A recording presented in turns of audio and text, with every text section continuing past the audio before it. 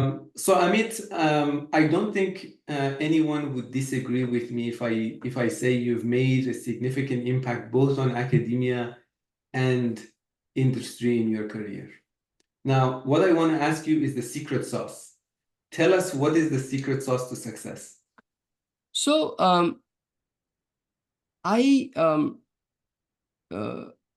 in, I take a couple of philosophies for students, and then couple of things for myself. For students, and the secret sauce for their success is that I train them to become independent researchers. So think on their own and not be reliable. By the time they graduate, they need to be not dependent on me. So as an example, um, if they are going to academia and they don't know how to write a proposal or how to recruit a very good student themselves, how are they going to be better among the how are they going to win the competition, right? So second is, it's not about learning how to learn, meaning the world is constantly changing. You are not you have to learn, you have to figure out what is something new that you want to pursue, and then figure out how you can get there, whichever way you're going to take. YouTube videos, or you're going to take certification course, or you're going to whatever. So we figure out that tell they learn how to learn, not just learn. And that another very important thing that I teach them and actually impress upon them is, what is it that you have that others don't? Another movie example. In 2013, a French black and white movie won Oscar. And there, a young aspiring actress goes to an actor, seasoned actor, and says, "How can I get one of these wonderful plum roles?" And that seasoned, actor said, "There are all these good-looking girls, and they all taken acting courses. What is it that you have that others don't?" Right? Secret sauce. So I work with them. I work with myself, and I work with them to define, to understand what is it that they have and develop certain things that they don't have. So as an example, um, my last graduating PhD had around 40 publications. At the time of graduation, about 1,000 citations. But that's not enough. He had given already invited talks. He had given tutorials. He had organized workshop. He had done a magazine special issue. He had mentored 19 students. Wow.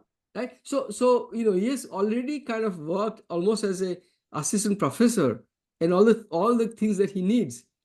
So when my one of the search committee chair came to my lab 2-3 years after my student was hired by his department or his group, I mean his university and his program, and he said, "Look, your PhD students are better than the postdoc from the Stanford who had also applied." So because and that they had these things, that they had worked on proposals, they had small like an SF core and large, and in that there are 10 other faculty, and they observed that, so they can talk about it, where they will apply for grant, that they can say, here I worked on this project with my advisor and others, and we got funded. Here we did not get funded. But that kind of maturity, when you have, I had a such committee chair tell me that, I have other students who have even better publications, like, publication in NeurIPS. But all the training your student has, he is much more likely to succeed. And in that sense, you are going to succeed. In that sense, they will be successful. Now, other important thing is, to your question is that because I worked in industry, academia, so entrepreneurs started companies, worked in large industry, and of course, academia, you have to understand what is valuable in your role. So if they're very different, right? In the startup, you really have to understand customers and investors, Right. and what triggers them. And there is a sales thing you have to do. When I was a CEO, I had to go and meet all the customers for a small company. They won't fund unless they meet the CEO. And I had to do sales, even though that's not my favorite thing.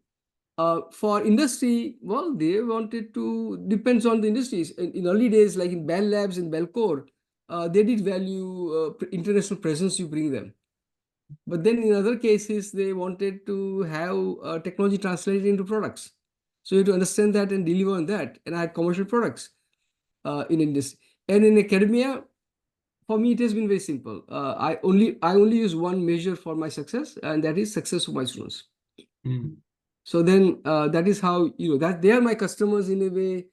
And so whatever I need to do to make them successful, for them I have to get money. For them I have to do networking, all those things. And they all, they all center around making my students successful. So that understanding for your role, what is important, and then, making Mm. sure that we can deliver on that.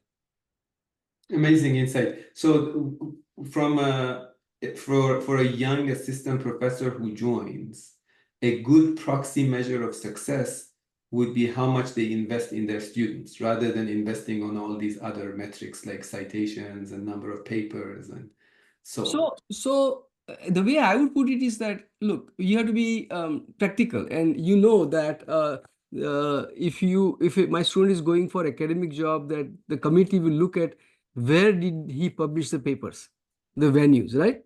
So you have to recognize that and make sure that they have that. Mhm. But that is necessary, not sufficient. Right. The sufficient part, and that difference between necessary and sufficient is all those other things that they have Mhm. to publish papers, and but it is international, professional presence, the networking, the communication skills. They when they do tutorials, they learn all of these things. They do mentoring, they learn those things. Mhm. So you prepare them for all of those things. And given this relatively large environment, doing a lot of different things, the students have all those opportunities. Mhm. A junior student, a third year student can work with a fifth year student and come up with essential idea of proposing a tutorial. And since I've given well over 50 of them, when the proposal goes with me as a co-author, they get the benefit of doubt. Right. Wonderful. Amazing.